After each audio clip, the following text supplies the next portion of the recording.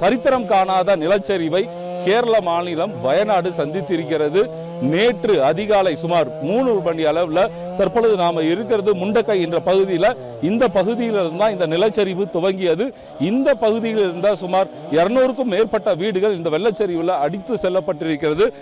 அந்த இரண்டாவது நாளாக தற்பொழுது இந்த முண்டக்கை பகுதியில் மீட்பு பணி நடைபெற்று வருகிறது. இந்த முண்டக்கை பகுதியிலிருந்து தொடங்கி கீழே சுமார் 5 கிலோமீட்டர் தொலைவில் சாரல்மாலா என்ற பகுதியில் அங்கும் சுமார் 100க்கும் மேற்பட்ட வீடுகள் அடித்து செல்லப்பட்டன.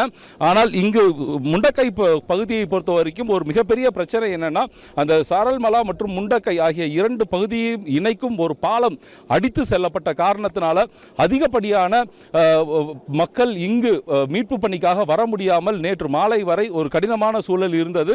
ஆனால் அந்த கடினமான சூழலையும் தாண்டி மீட்பு படையினர் இங்கு வந்து நேற்று இரவு முதல் மீட்பு பணியில் ஈடுபட்டு வருகிறார்கள். தற்பொழுது ஒரு பாலம் இல்லாத காரணத்தினால மீட்பு படையினர் ஒரு தற்காலிக பாலம், சிறிய பாலத்தை அமர்த்தி அதன் மூலமாக இங்கு வந்து தற்பொழுது மீட்பு பணியில் ஈடுபட்டு இருக்க காட்சி தான் பார்க்குறீங்க.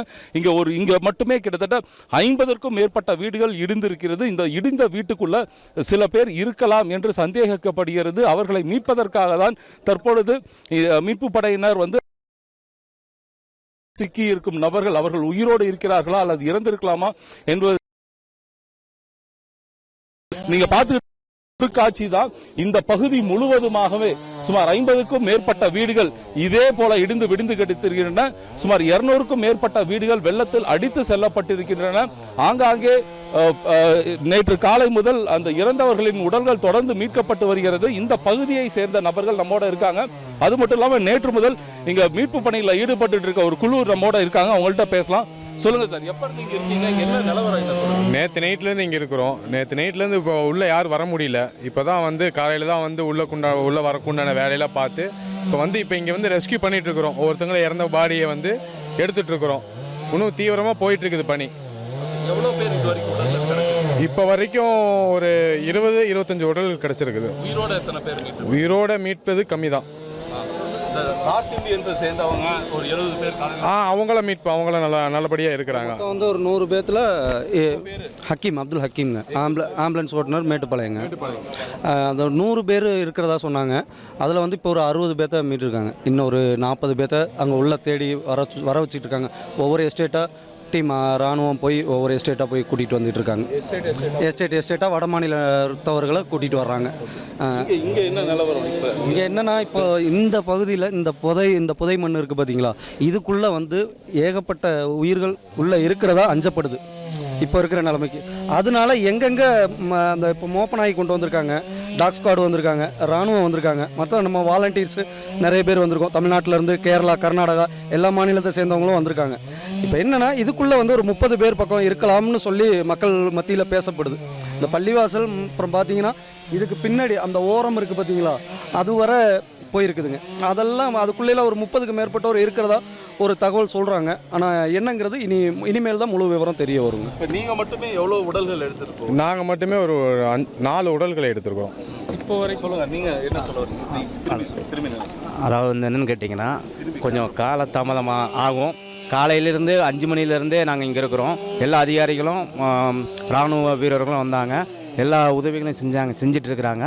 மழை சற்று இப்போ தான் கொஞ்சம் வெயில் அடிக்க ஆரம்பிச்சிருக்குது. அதனால் வந்து கொஞ்சம் தாமதம் இல்லாமல் இப்போ கொஞ்சம் ஸ்பீடாக வேலை போயிட்டுருக்குது. இங்கேருந்து நம்ம ஒரு பாடியை ரெக்கவர் பண்ணி கொண்டு போனோம்னா குறைஞ்சபட்சம் ஒரு 2 கிலோமீட்டர் நம்ம தோல் வச்சு தான் கொண்டு போக வேண்டிய சூழ்நிலை இருக்குது. அதனால் இப்போ கொஞ்சம் பரவாயில்லாமல் போயிட்டுருக்குது. வெயில் அடித்தா இதோட இன்னும் ஸ்பீடாக போங்கிறது கருத்துங்கள். அதாவது இங்கே இருக்க மீட்பு படையினர் தெரிவிக்கிறது என்னன்னா, இன்று காலை முதல் இங்கு மழையின் தாக்கம் குறைந்திருக்கிறது. அதனால் இந்த வெள்ள நீர் கூட கொஞ்சம் கொஞ்சமாக வடிஞ்சுக்கிட்டு இருக்கு. நீங்கள் பின்னாடி ஒரு பகுதியை பார்க்கலாம். நம்ம ஒளிப்பதிவாளர் வந்து ஜூம் பண்ணி காமிப்பார்.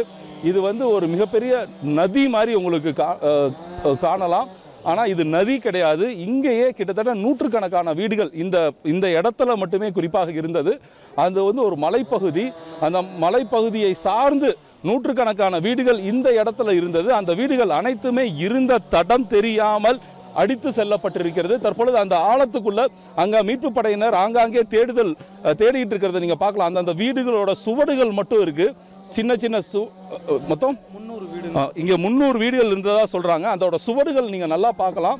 தற்பொழுதுதான் மீட்பு படையினர் இன்று 2வது நாளில் தற்பொழுதுதான் இந்த மீட்பு படையினர் ஆங்காங்கே சென்று அங்கே உடல்கள் இருக்கலாமான்னு வந்து தேடிக்கிட்டு இருக்காங்க. இன்னும் முழுமையான மீட்பு படையினர் இங்கு வரல.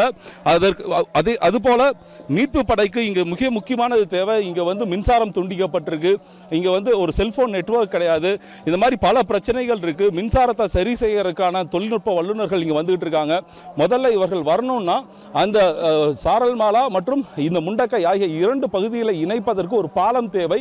அந்த பாலத்தை வந்து தற்பொழுது MEG மெட்ராஸ் இன்ஜினியரிங் குரூப்ஸ் தம்பி படையினர் வந்து தற்பொழுது அந்த பாலத்தை கட்டி வருகிறார்கள். அந்த பாலம் இன்று இரவுக்குள் வந்து கண்டிப்பாக கட்டி முடிக்கப்படும் என்று எதிர்பார்க்கப்படுகிறது. அப்படி கட்டி முடிக்கப்பட்ட பிறகு இங்கு அனைத்து உபகரணங்கள், அதிநவீன உபகரணங்கள், JCB உள்ளிட்ட அதிநவீன உபகரணங்கள் இங்கு வர முடியும்.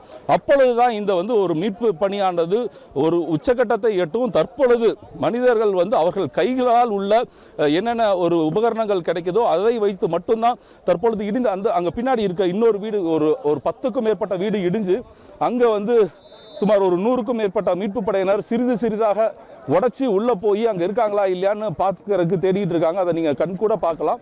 இதே மாதிரி தான் இந்த பகுதி முழுவதும் வீடாக இருந்தது. தற்பொழுது எங்கெங்கெல்லாம் வீடுகள் வந்து காணப்படுகிறதோ அந்த பகுதிக்கு மட்டும் சென்று கைகளால் இருக்கும் உபகரணங்களை பயன்படுத்தி அதை உடைத்து உள்ளே மனிதர்கள் இருக்கிறார்களா, உயிரோடு இருக்கிறார்களா, இறந்திருக்கிறார்களா, அவர்களை உடல்கள் எப்படி எடுத்து செல்வது என்று தற்பொழுது மீட்பு பணியில் வந்து ஈடுபட்டு இருக்காங்க.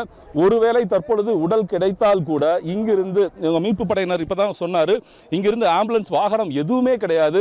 ஏன்னா இந்த பகுதி முழுவதுமாக துண்டிக்கப்பட்டிருக்கு. அவர்கள் அனைவருமே மீட்பு படையினர் அனைவருமே ஒருவர் வந்து மீட்கப்பட்டால் உயிருடனோ அல்லது பிணமாகவோ மீட்கப்பட்டால் அவர்களை தோளில் வைத்துதான் இங்கிருந்து எடுத்து செல்ல வேண்டிய சூழல் தற்பொழுது நிலவி வருகிறது. இந்த சூழல் அடுத்த கட்டத்துக்கு போகணும்னா தற்பொழுது அந்த MEG படையினர் கட்டி வரும் பாலத்தை முழுமையாக கட்டி முடிக்க வேண்டும். அதன் பிறகுதான் அதிநவீன இயந்திரங்கள் இங்கு வர முடியும். அந்த வந்த பிறகுதான் இந்த மீட்பு படை இங்கு துரிதமாக நடக்க முடியும். தற்பொழுது அவர்களால் இயன்ற அளவிற்கு மீட்பு படையினர் அதிக அளவில் இங்கு வந்து தற்பொழுது மீட்பு பணியில் ஈடுபட்டு வராங்க. இதுவரை வயநாடு கண்டிராத ஒரு சோகத்தை தற்பொழுது கண்டிருக்கிறது. நாடு முழுவதும் இதற்கு அஞ்சலி பொதுமக்கள் அஞ்சலி செலுத்தி வருகிறார்கள். வயநாடுலிருந்து சன் செய்திகளுக்காக ஒளிப்பதிவாளர் ஜெகனுடன் செந்தில்நாதன்.